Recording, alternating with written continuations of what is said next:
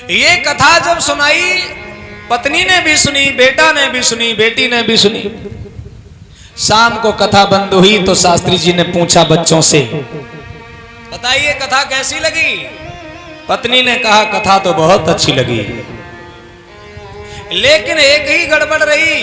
बोले कथा से कोई शिक्षा मिली? बोले बिल्कुल मिली। शिक्षा ये मिली कि मैं भी पतिव्रता बनना चाहती हूं। पंडित जी बोले तो फिर कौन सी बुरी बात है, पतिव्रता तो सभी औरतों को होना चाहिए। उन्होंने कहा होना तो चाहिए, लेकिन मैं अच्छी वाली पतिव्रता बनूंगी, द्रौपदी की तरह। द्रौपदी के 5 पति थे, हमारे अभी 4 बाकी हैं, हमें अभी 4 पति और करने हैं।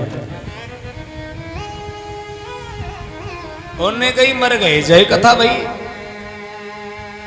उसके बाद में लड़की से पूछा, बिटिया तुम्हें कथा में क्या शिक्षा मिली? बिटिया ने कहा मुझे शिक्षा ये मिली, कुंती मैया इसलिए सती थी क्योंकि उन्होंने कुंवारे पर एक बच्चे को पैदा किया था, इसलिए मैं शादी से पहले एक संतान को पैदा करना चाहती हूं। अब लड़के का नंबर आया, लड़का से गई, ये तो कथा सुन के तरे गए, अब तुम बताओ तुम्हें क्या फायदा मिला? लड़के ने कहा मुझे ये शिक्षा मिली कोई किसी का नहीं है, ना तुम हमारे हो ना हम तुम्हारे। न जाने कितनी बार हम तुम्हारे बाप बने, न जाने कितनी बार तुम हमारे बाप बने, कोई किसी का नहीं है पिताजी। शास्त्री जी ने कहा कि लाओ रामायण एक तरफ रख दो, आज के बाद अब हम कथा कहने कहीं नहीं जाएंगे। एक बार कथा सुनने से हमारे बच्चे, हमारे परिवार की ये हालत हुई है, तो जो लोग रोज सुनते हैं उनकी क्या हालत होती होगी। ऐसी कथाओं का समाज पर गलत प्रभाव पड़ता है। ये एक तरह का समाज के साथ में अन्याय है, बेटियों को गलत शिक्षा मिलती है।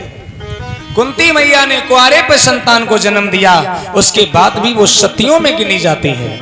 इस कहानी से क्या शिक्षा मिलेगी?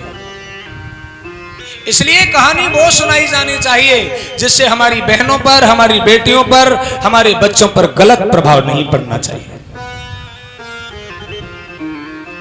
भगवान बुद्ध की कथा सुनने से आपके जीवन में कोई भी ऐसा नुकसान नहीं होने वाला कि बुद्ध की कथा सुन करके हमारे बच्चों को यह गलत शिक्षा मिली।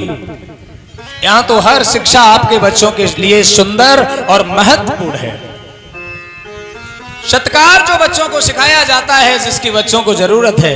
प्रेम से बोलिए भगवान बुद्ध की